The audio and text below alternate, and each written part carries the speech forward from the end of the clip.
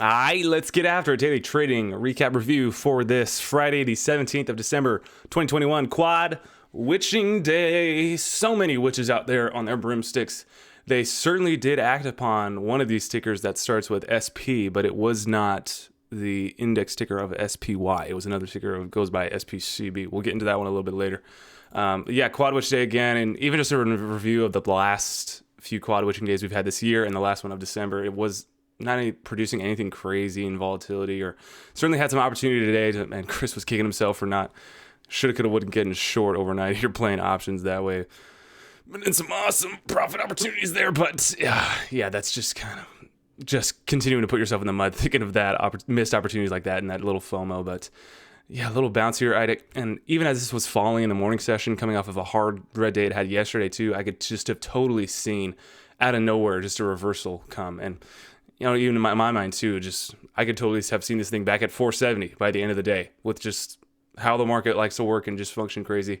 I would have not been shocked or surprised to have seen that happen, but it did end up finding a little top there just before 465 here. I'm bouncing around there. Q's kind of the same thing. Yeah, it's just crazy. Even if you tell the market, if we told you exactly what was the news catalyst or what was going to happen externally or fundamentally for the market itself, it's at some point it's just so hard to even guess correctly in that sense of what's going to happen.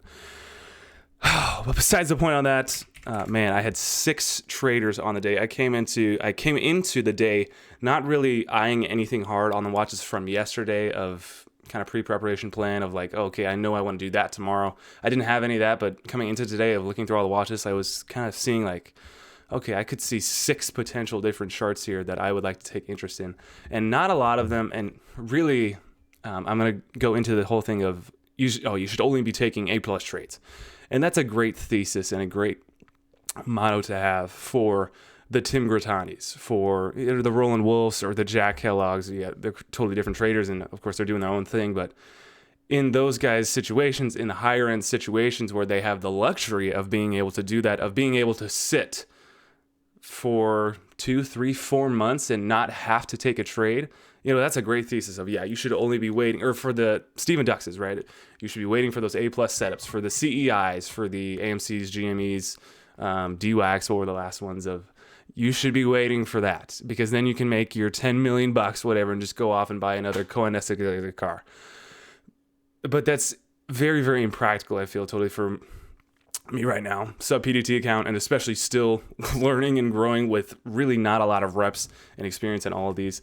And that's why I'm pushing so hard right now in this paper side of it. Of course, like I mentioned in all these past daily recaps of the long side, I'm taking, today I took like very small, like 5 shares a piece on all these tickers, but to the long side, I'm actually trading shares, but of course, very small size. And then to the short side, paper trading through trading view.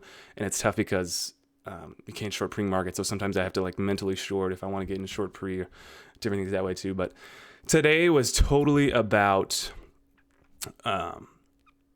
the trades, the charts themselves. I did no factoring in of borrow fees for shorts, of position sizing for longs for shorts. I really did not put a focus hard on the entries and exits of, okay, I'm going to be break even here at this point. Okay, I'm looking for a 10% profit target here on this point. I did none of that today. I knew that coming into today too, and that was the plan coming into it, that I really disregarded a lot of that. I took away a lot of that to put full focus on, okay, we are trading the charts and how they are reading today too. So all of the preparation that I did beforehand, and I think I struck a little bit of gold here for me too. I just felt more focused and centered mentally of how I was going through everything and laying it out, just literally writing it out here on my journal. So I had it up on my screen ready to go, coming off of yesterday when I mentioned we got into market hours, and I was just, for some reason, I was in trades and they were going in my direction, but for some reason I just felt that little bit of overwhelmness and overstretchedness, that I had all the preparation and thesis going in beforehand, but then it was just like, okay, everything was happening, and there was a little bit of deer in the headlights. Wait, why am I in the stock? But then today too, and I went right back to that of like, I've got it right here. I've written it. I've read it 3-4 times already over again. And I did not have any of that today too. So I think that was a great step up and reversal from that pattern that I was in yesterday, and a great way out of that little just hole I was digging myself in. So I think I kind of struck gold with that. But coming off of that, man, I took one winner today too, and most of my grades that I give myself for the ideas, executions wise for the charts that were there, decent, okay, not awesome, but man, I graded myself as 4 Fs of the 6 tickers today, and one of them was also another D. BFRI was the only A plus that I gave myself for the trade ideas for the charts actually doing what I thought they were going to do in pre. So kind of tough that way to say that, oh man, I found this great and awesome setup and everything that I was doing was awesome preparation wise beforehand. And then just go into that to say, well, we just kind of screw the pooper on everything that we were doing for the trading side. But that's why I'm all paper right now. That is why I've just gotten out of completely continued to erode away all of the factors that go into making a day trader, making a profitable day in the attachment to money, in the time frame aspect of when you're trading of it, looking at entries and exit fees and trying to be break even, or what's my entry price here, what's this, the position sizing aspect of it, the borrowing fees factor of all that side. I've continued to just want to strip away and say, okay, I'm looking at this one factor today too, one factor today. And I went pretty freaking hard on it with trying to look at 6 charts at the same time, but it wasn't such an overwhelming feat because I had all the preparation there beforehand, all my ideas of risk levels, of profit target areas, of what I was looking for that play beforehand. And it was just trade the chart that's there. And it just became an easy little plug and play. Okay, it's moving here, it's doing this, it's blah, blah, blah, blah, blah, blah, and just go along with that too. So golly, very, very awesome with that. And let's look at some dollar volume for the day just as a reference on this quad witch day for more housekeeping, and it's gone. And it's back. Dollar volume for the NASDAQ, $334 billion volume as of half an hour, 40 minutes after the close here. Nicey, $423 billion volume. That's pretty awesome to see. Biggest day that I've seen in a long time. In OTC markets, let's do $2.26 billion volume. Very low C there in the OTC markets. I think that's all I got for the introduction. All I really wanted to say, let's get into the charts. Starting off with BFRI, I'm going to go over the long setups that I was identifying first, and then I'll kind of switch into the short setups. I got 3 that I went to today. One of them should have been a long, but we'll get into that later. BFRI to start off. This biopharma, that 5 million floater, just as reference, I think I actually started last daily recaps with this one yesterday too, I think. But looking at this one to the long side, of course, of this little range on the more of an intra-daily perspective that it's been holding. It's in this nice little, again, cupish pattern to reclaim that former little peak that it had at the end of November here.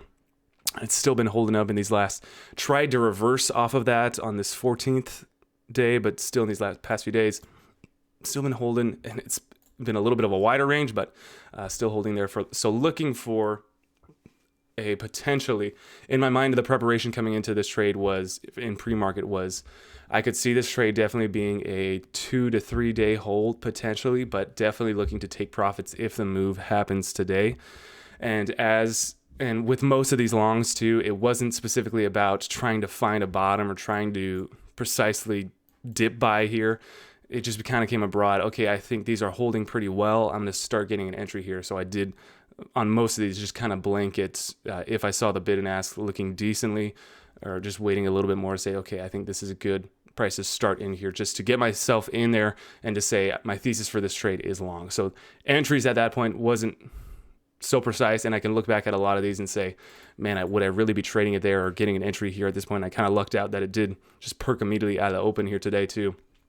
But developing different trades on that, and to still look at this one and say, okay, it did have a little pullback, and I kind of lucked out on there, an opportunity to sell quick in that first 5 minutes of market open.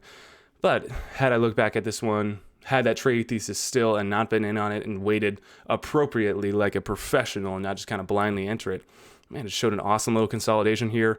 Obvious risk of low of day as a very, very short leash to cut this, but I really identified it as 639, giving it a big, big window, risk reward wise for what I was viewing as, we can look, kind of this line right here that my cursor's out of. That's where I identified the volume profile kind of ending or dropping off, and knowing that if we were going to start testing that point, then it would take so much for this thing to reverse and go in my favor that way, and that the trade should not go there if it was going to go in my favor that way. So that's how I was wanting to look at this one of it should not be going this far if it's going to work that day. So using that metric as a cut and potentially looking to add anywhere if it was holding that range in that point for the next trading days, for the next week trading that way too. If it still wanted to hold that, it moved next week potentially. But we did get that move there right away out of the gate. And again, just taking profits as they are there. We get a little 7 push here and I'm thinking, okay, sweet. That was a nice little move, take off. With all of these, I traded them and I probably would not do this with a big full position size of get out on all these 5 different times. But with the 5 shares that I was getting in with each time on these ones, it was just like, okay, this gives me the opportunity to scale out to the reps in to pick more tops, to identify more opportunities to sell into and see that and get those reps under my belt. So did that very well today. And this one, especially, I even wrote in my journal on what an awesome, I think I mentioned it yesterday or the day before, of selling into the breakouts, not only to be securing profits as they are there and be selling into when other people are potentially buying and being the professional trader that way, but also as a guide and a little indicator as well too, to see how you're getting filled and what the price action is actually doing there. So to say, it did that like 3 times specifically on when I was exiting as well too. And that's the factor I was going in on these ones is, okay, I'm looking to sell right at this break, a new high a day here.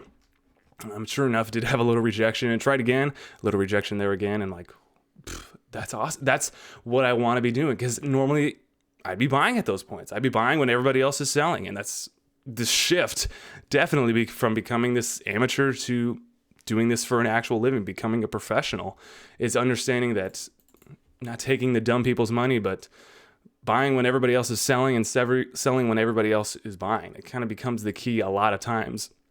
And just weaving your way through the market that way. So a great example of the fills I was able to get and the exits I was able to get there as we would get these breakout attempts on bigger volume and just selling and recognizing, okay, let's sell into the strength and opportunity as the money is there and not get so swept up in the euphoria that, oh, sweet, it's working in my favor. And then before you know it, it's already against you and you've lost cents, if not tens of cents, and nice profit opportunities that way. So great. And overall, I gave myself, of course, this was an A+ idea rating that it would go on later to do in the afternoon for the idea of the trade itself that I came into with from pre-market. And for execution-wise, I gave myself a B because, of course, I got to dock myself to say this last little trade here, this sell-off, again, it was a nice little top pick, but I knew in the back of my mind with that was the last 20% of my position, which was the last share of my 5. In doing that, that's got to be the lottery ticket. If it's reclaiming here after this hard sell-off and it goes again to bounce off a VWAP, man, that's got to be the lottery ticket. Because then again, I knew too, and talk myself a little bit again, because I knew the breakout was going to be above this 750 area. And that's the trade I was going for. It was going to be a lot. It is very low floater, and crazier things have happened, as we'll see on SPRB.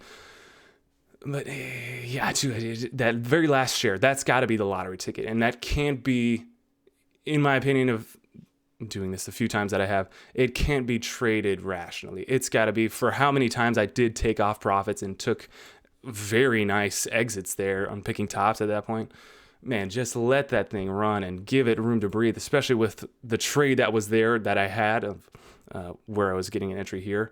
Man, this thing had so much breathing room in order to let it fly and let it run. And then you can play games. As it's above that $8 level, then you can play games. And just, if I was selling into 8.2 here, if I sold into this pop, this little second high a day rejection here, and then still see it go to 8.5, I would be not pissed with myself whatsoever because, okay, it's above 8. I let it run. Sure, it had a little fake out, squeeze out, get a few shorts left, but man, you sold it. Picking tops is just a dangerous game all the time with that. But yeah, there's a lot of takeaways from this chart, a lot of great learning lessons on this one today too. And that's really the only best idea that I had on the day coming into the chart for market hours that I had. So maybe we get a little bit more downhill from here, but let's go into BLU next ticker. That I wanted to mention the same thing, this multi-day hold on a lot of these ones that we've been seeing. That's going to be the kind of theme with these ones that I was trading. multi-day holder coming into today. The range was looking nice, but the volume was just very, very lackluster. Hard cut for me on this one was the 775-ish area, which was going to be this little bottom here for how it double bottomed on that Wednesday, and then kind of double bottomed on there that Tuesday as well too. And that's kind of where the collection of the volume profile level was there. I knew if the trade or the chart started testing that area harder, and then if we would eventually see that crack through, slippage would ensue and the trade would definitely be over. The thesis would not be there anymore. So yeah, not a lot of volume coming into today. And again, the kind of speculative loose blanket entry that I did in pre-market on a lot of these, just to be in it and start feeling them and keep myself attuned more that way as well. Just choppy price action, kind of like you could read into it a little bit of bouncing off a VWAP here to the downside and trying to find a base. But yeah, eventually as it hit that 775 area with big volume, you can obviously see that was a big key area that got a lot of other stops out as well, but kind of got bought up pretty quickly. But did trend lower the rest of the morning session and afternoon here. And now it's recovered back to almost $8 here before the close. So could eventually end up doing that thesis that I was looking to see. It is a little bit of a higher flow, this American biotech of 50 million. So it's, yeah, tougher to say we get an immediate awesome squeeze out of this one, but it did have that on that first screen day. So still keeping it on the watch for the next few days. But for the rating for the idea, for myself, F grade for me. It just wasn't there today. That's what I got to give myself. It was an F. There was just no opportunity, no upside. But on execution scale, A, holding exactly to what my trading plan was, cutting where I was going to cut, and just letting it live and do what it wants to do. Go on to the next one. That was BLU. Let's go on to CEAC. Man, Mark Crook, this one was also long. Mark Crook was incredibly bearish on this one. I think he was trading this one pretty hard to the red to green move yesterday. I forget if he nailed it or had a nice opportunity there, but he just became very, very bullish within like the first 10 minutes of market open. I think he was just calling for the death of this one after this little red pull here, which was very interesting to see. 41 million floater. They also have, I'm seeing here, $200 million shelf from February, which I don't know how much of that is left to use. But again, the initial up move for this chart of this multi-day holder as well was potential merger with Triller, the TikTok competitor, if it has any likelihood of competing with TikTok. But that was the initial move for the run up, and then some Q3. I see here Q3 fiscal earnings that was reported on the 14th as well. Of course, which then took a loss, which kind of didn't really, it took it off a little bit, but then it's still in this range there. So different circumstances surrounding for the reason for this still holding up, but still playing the fact that, hey, if it doesn't turn bearish at some point, if the merger fell through, or if anything, especially the negative earnings, it's eventually got to drop at some point. These are all terrible companies, but respecting that fact that it's not dropping off could turn bullish at some point. So looking at the same thing, and then this type of same thesis again, kind of the blanket entry in pre-market of, okay, we bounced a little bit off of, I was looking at this one earlier and saying, okay, it's kind of looking weak here around 157-ish. Did end up faking out and then reclaimed a VWAP. So starting in entry 157. Around that point, just letting it breathe. Again, defining my risk level on this one was going to be 150. There was just a huge drop off in that volume profile during my pre-market scans of what I was identifying. It was just knowing that if it could go there during market hours, we could see some more drop off or backside of the chart, at least for today too. So that was going to be my cut risk level here on this one today. And stuck to that trading plan very well. I knew the breakout today too, looking for plus 178-ish or over 1.8 here for the breakout, looking to sell into that as really the kind of minimum for the move. I probably would have been taking off a little bit maybe if we got over 1.7-ish, but definitely looking for a move above 1.8. And again, just didn't happen today too. So idea grade for me on the day, another F, same thing. And then modeling the same thing, I on the execution side, gave myself an A grade for the execution because it stuck to the plan, didn't get faked out or bottom out as it did try to test 1.5 here. Just stuck to my guns. It did try to reclaim the VWAP after that bounce on big volume. Still kind of held there, but just not a lot of volume to push it really either way hard to the downside if it was going to speed up the tape. And Mark Crook was even saying too, he was going to be short like 100,000 shares if this thing did have the volume to it. He was very confident on the bear side today. Yeah, but just didn't happen. A grade for the execution, F grade for the idea in general. Just wasn't there today. That was SEAC. Now I want to go into GRTX, which should have totally been the same type of thesis for the longs. But just for some reason, and as I looked back on it now in review, for some reason I just looked at it through this bearish paradigm lens. And I think in reflection, I was a little bit persuaded by it still, or carried a little bit of bias on it because I was shorting it yesterday and had a nice little short opportunity there on that third day surge failure type of play, that little pattern that we've been seeing and trading upon. So, and yeah, I can even remember it now too, when I pulled up the chart for the first time and seeing that multi-day support, my brain immediately went to, okay, it's going to break that support and this is going to be a nice short. And I did not even factor in or have the perspective to say, well, wait, why am I trading all these other ones, BFRI, BLU, CEAC, in the same thesis when these ones are kind of the same thing? This is, again, GRTX is another American biotech, 10 million floater, low floater. They've got $250 million potential dilution, but I don't know, how much of that is left. But the same thing, these sketchy companies, they do kind of, they're not sympathy plays directly, but they do kind of tend, just like the entire trading plan of what I'm trying to do is look what the market sentiment is for what these charts want to do on the day. And yeah, looking back on it, it was just a total misstep on my part to say I was looking at it from the completely wrong side. I was looking at it from the short side when this would have been an awesome trade to the long side. And I think that's why I screwed up a lot was just chopping myself around on the entries and exits here. I was starting in short again, kind of blanket short of thinking I was going to get a similar move to the next few shorts that I would mention here, KXIN and SPRB. But now looking back on it, okay, this is an awesome little hold under VWAP of this 2.6 level. That's an awesome little long opportunity there. And then we get an immediate perk out of the gate, selling into these 2.5, 2.75 breaks, selling into those little breakout opportunities. Whereas now I'm trying to get short, thinking I'm picking tops and then covering little fake out tops here as it's still holding VWAP.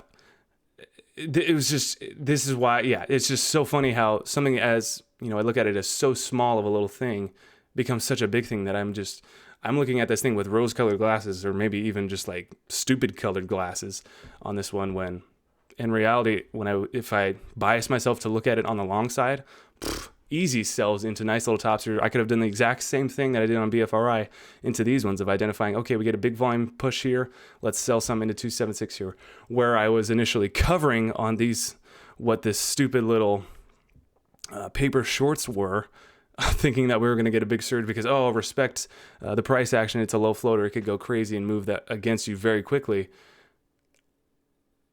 It's just a totally different trade as I look back at it now through the lenses of a long. So, wow, on that idea, on the grade for me on the idea, of course, has got to be an F because I looked at it completely wrong. But had I looked at it to the long side, and I don't want to play this shoulda, coulda, woulda game, but yeah, would have been an A rating for the grade on idea had I looked at it along, pairing it along the same thesis as the BFRIs, the BLUs, the CEACs. Just for some reason, that bias still stuck around there. And I wasn't quick enough to recognize that before market opened, before I was actually too deep in the trade. Gave myself, for how I was trading it short on the execution side, gave myself a D, and not a full F for how I was trading it, because at this point here, I was able to say, okay, wow, that was just a stupid little choppy trade there, but I do see us double topping here. Let's start into that short. I was still kind of shorting the upside on this move, and it did have a little bit of a harder test to this new high of day. So there was a little bit of willpower to stick around on that move and watch it dump a little bit more. But still on that point too. And again, I was covering that position again at the fake out breakout top there. But even at that too, there wasn't any really opportunity to cover nicely in good profit. It wasn't breaking any lows of days. So just kind of dropping the ball failures all the way around on that one. But I go back to the point that I mentioned in the introduction of this preparation, or the writing out, the planning I was doing a little bit different today than I've done in the past few days. This now allows me to completely detach all emotion from looking back at the end of the day in the P&L and say, oh, well, I just had a big red day, and man, I'm taking so many losers today, too. It's just so tough. I got to do something different. But kind of just like wishy-washy feeling things out, or just kind of drawing random ideas or thoughts about this. But this very much so lays it out very nicely in my head as well, too, to now identify and take away the emotional aspect of it and just completely identify, wow, okay, our ideas for trades today were just completely wrong. So we need to be looking at something else. I can like pinpoint directly what the problem was on today. And the organization of that as well, too, I think does very good for my psyche that way as well. So I go back to the introduction on that too. Even though it was a pretty terrible day in this GRTX, even as we're looking at it in the completely wrong light, man, we're just making great strides in adjusting that and understanding how we're making those flaws and then being able to capitalize on that for the next time.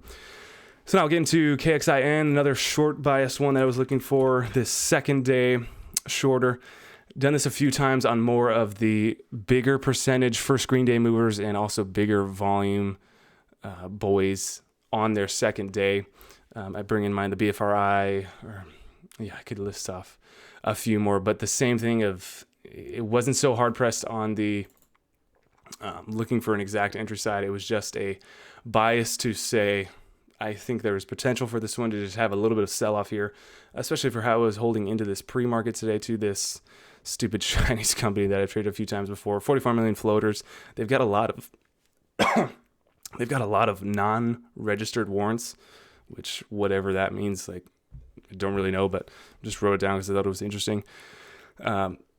Just thought we were going to see some fall off and see a continuation here from this type of price action in the morning of VWAP rejections, tries to reclaim again. That's what I was shorting into, and then continue to fall off, break to new low of day.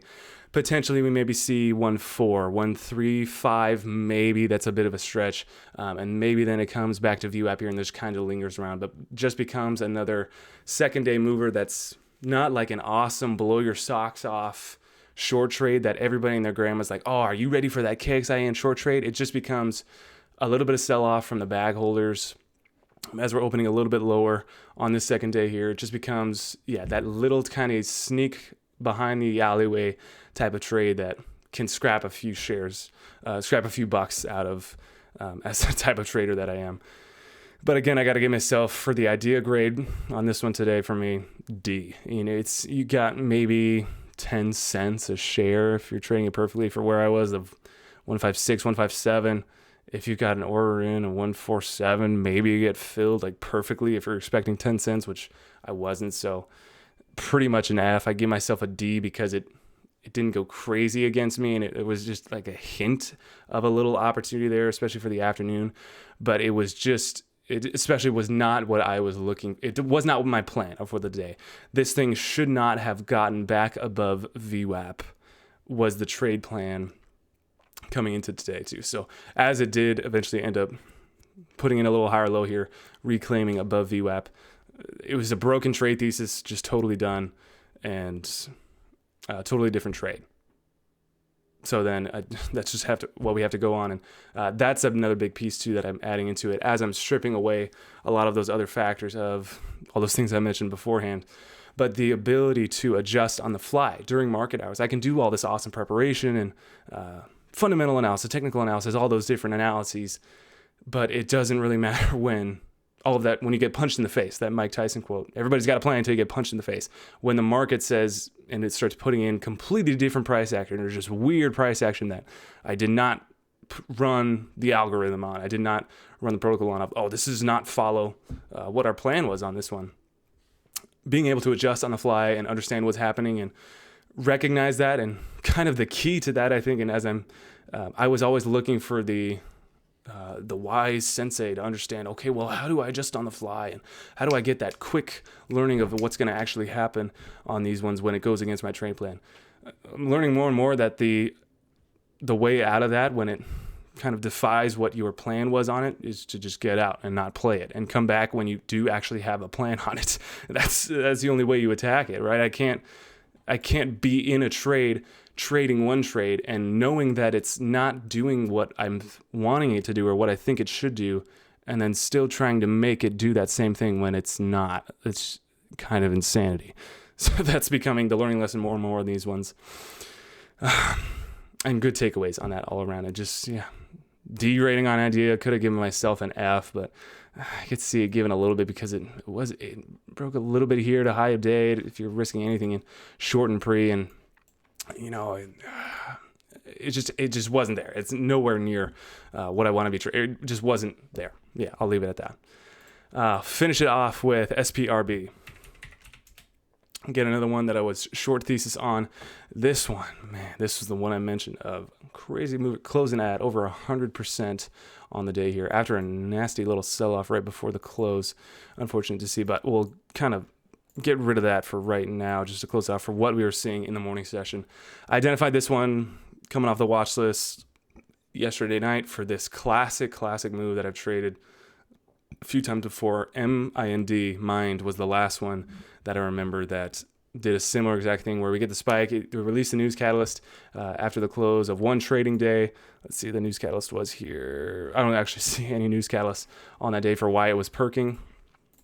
But again, just a nasty bleeding daily trend here, which I'd love to see. And the trade that I was looking for on the day on this one was a continual, what I love to see in pre-market after that type of move in the after hours. Pre-market continue that same style of downtrending, bleeding death, and market hours to do the exact same thing. Just nothing coming about to the upside, no support, no amount of life in it. It just like had its little run in the after hours and then just kind of continues to pixie dust, fairy tale float back down to where it was trading previously. That's the style of trade that I traded before. The chart I've traded before, and that's what I was looking for today too. And so again, as I go to the grade this one on the idea, an F. It just did not do anything like that, and it became very quickly, as soon as we started to perk back above VWAP, start to test VWAP again and perk above VWAP, especially where I was cutting that first short, became a totally different trade than what I was planning for, again, like KXIN, similar, and on those few other ones. And then having to adjust and say, okay, this is not doing what we thought it was going to do, what we came into the market with a preparation for. How do we adjust, or what are we seeing now? And so now is it going to become a little bit of a scalpy trade? Because I know it's, to say that it has the strength, obviously in hindsight, to say that it has the strength to have a nice little green day here is just kind of ridiculous. I think it's going to end somewhere in the range of 2.8 to 2.9-ish. It's, maybe it has a little afternoon perk, but I don't see it having any strength in the afternoon. And then just bam, it starts to hit you with that 5.8 level there.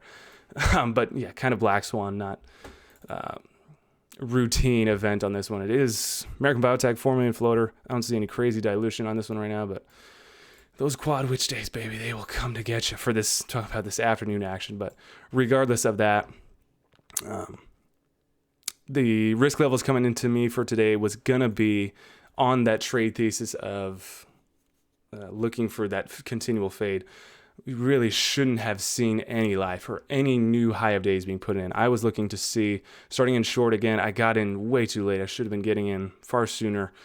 As it was either peaking out here, breaking new lows here. I just got in way too late as I was looking at other charts and doing other things.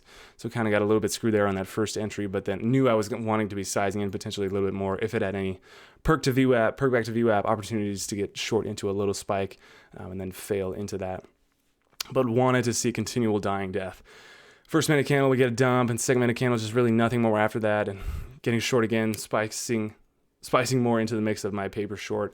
We do get a nice little dump after that, but reverses quickly and continues to then put in higher lows off of that, reclaiming to VWAP, and then what it would be in my final size in, my final calling the bluff of this thing that it's got any actual life would have been this VWAP rejection if we would have needed to start seeing this thing peel back down and start to break new lows of days, obviously, for me being short to call the bluff, but cutting losers quickly, recognizing when the trade was going against me and when it was becoming a totally different chart than what I was planning on it to see or planning it to be, cutting it as it got there, letting it do what it wants to do. We actually get a nice break above that $3 level mark, and then this became kind of, again, of how many times I wouldn't have even touched these things. I would have just totally stepped away from the charts back, a few months ago when I was actually trading these things with the real PDT account with real day trades.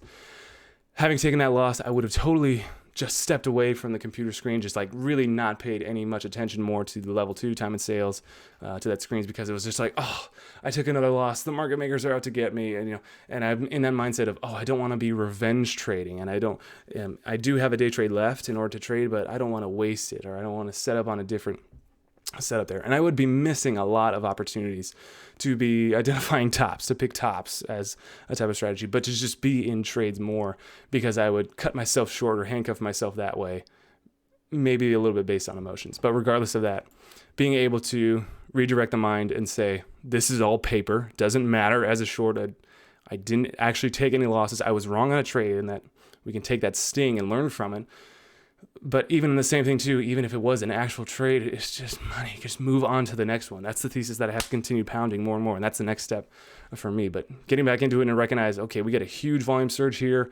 We're looking kind of toppy around this 307 mark. I mean, calling it out verbally of saying, okay, 307 looking like a top here. I'm shorting into that front side a little bit, obviously respecting if we were perking any higher, to say, okay, I'm willing to take another loss here if it does want to take some more volume in. But that did end up becoming a little bit of a top there. Falls nicely under VWAP. Cover a little bit of that.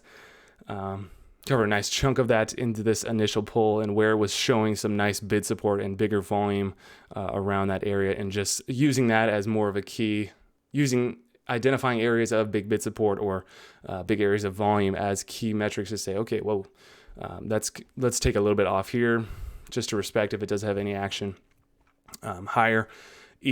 Pad the wallets a little bit, pay ourselves along the way that way.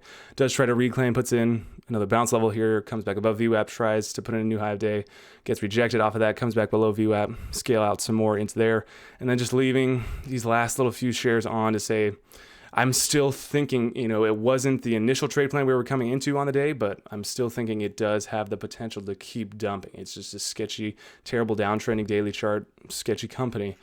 We're still playing for the fact of looking for new low days, looking for 2.7, looking for 2.65 areas around there as potential covers for the last few shares, but just was not happening.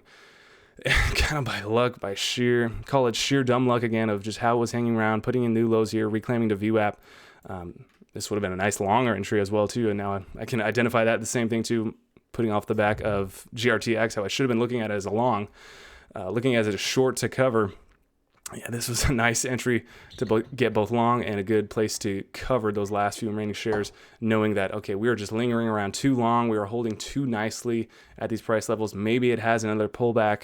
Maybe it just kind of like fakes out everybody and goes to a new low of day later in the day, but I will take safe profits still as they are there for these last few shares, these last paper shares. And sure enough, that did end up becoming the lowest point to get filled for the rest of the day, as it just goes up and up and up and up and up and up. Crazy move that way. And then also wanted to mention key factor on this short here was this little wedge that developing. Not that. Let's delete that. I'm screwing myself over. Delete. Let's do a line. This little wedge here we were developing off of that low became a bit of a key factor off of that short trade that I was in using. Call it a little bit of these factors here. So as this candle was starting to break VWAP especially, then we started to pick up steam, breaking to the downside of this little wedge, using that as another factor. Okay, sweet, nice. I know a lot of the Bryce Toohey style of traders that way would have been using that as an indicator as well too, so identifying that to say, as it's breaking there, they would have been cutting their long trades for this low floater for potential moves higher the rest of the morning session, that it just wasn't going to be there. Nice little move there. And even, I write here at my journal as well, only $400 million volume on the day. We had 284,000 trades that I'm showing, but normally when we're seeing these type of moves, these crazy percentage moves, it's on close to $1 billion of dollar volume. It's just it didn't really take a lot today, and that is a lot of money, $400 million. But for the type of price movement today, it's funny to see that it didn't really need or require that much in order to go this crazy high, especially into the close there. So maybe it was just by the power of the magical progress of the quad witching days that was able to skirt this thing so high. But that was, great. I think I did great in execution.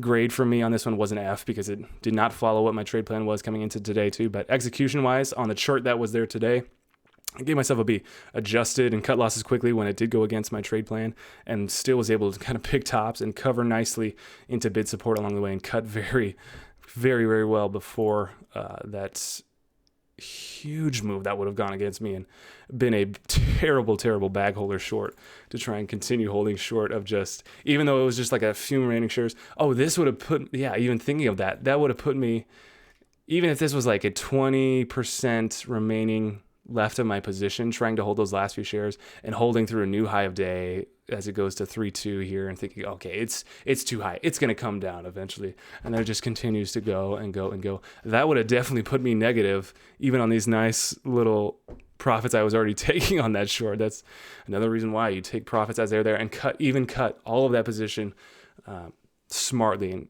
cut my number one main rule. Cut losers when they need to be cut, or just cut trades when they need to be cut. Mirroring that off of Tim Sykes' mentality of cut losses quickly, but just kind of how it appeases my mindset a little bit more of cut losers, cut trades when they need to be cut. That just works a little bit more for my psyche.